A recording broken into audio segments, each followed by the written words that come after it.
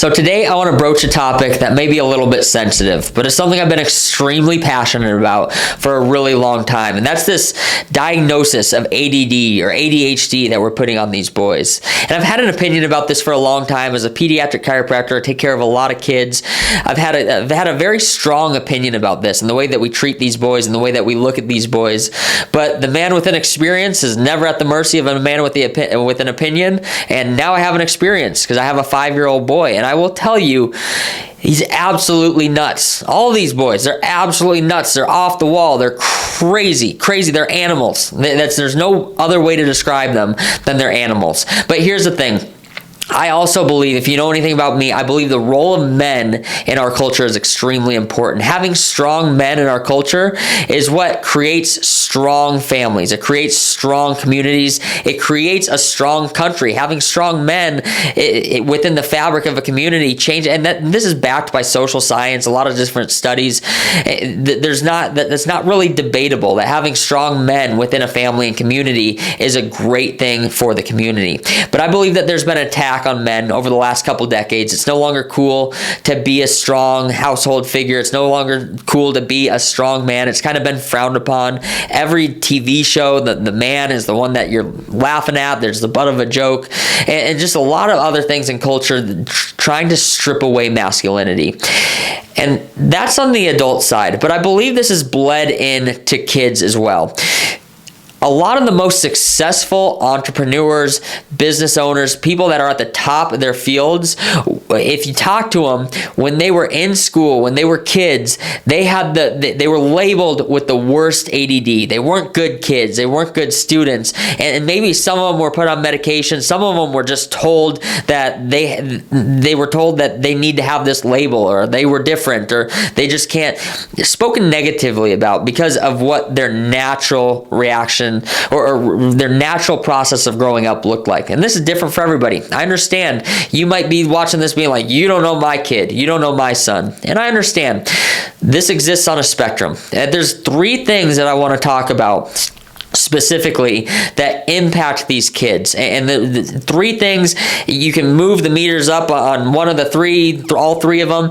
They all impact the level of our kids' craziness or the way that our kids are going to be treated because of the way that they act or their behavior or their crazy. I call it their animal, their animal drive. So the first one is their actual behavior.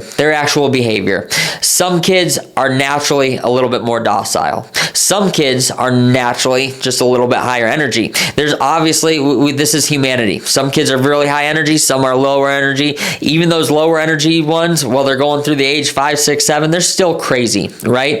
The second thing that I believe makes a huge difference on the way these kids are treated and the effects long term that they're going to have is the parent. I think a lot of these diagnoses and a lot of these labels that we give our kids are based off of the parents' perceptions, and a lot of times it's the parents' perceptions because of what they have going on in their lives, right? It's a lot of work to care for any kid. It's a lot of work to care for any child, boy, girl, it doesn't matter. But caring for a rabid dog in your house that's bouncing off the walls, going crazy, takes a different level. And if we're distracted, if we're on our phones, if we're have work that we're more that our head somewhere else, our kids may seem a little bit crazier than if we're fully present, or we just understand that this is a season, they're going to be like this, and we need to play with them. We need to get outside with them. If you're distracted by your phone, if you're distracted by work, if you're distracted by other things that are going on, it's going to change the way that you treat that child. It's going to change the way that you perceive that child's behavior. That's one of the biggest ones, and it's one of the biggest ones I see in my own life. If I'm distracted by something, my kids seem and feel a little bit crazier, right? The third one, which I believe is overlooked by way too many people, but in my household, we pay a lot of attention to ingredients. We pay a lot of attention to nutrition. That's not to say that we're perfect on any of that.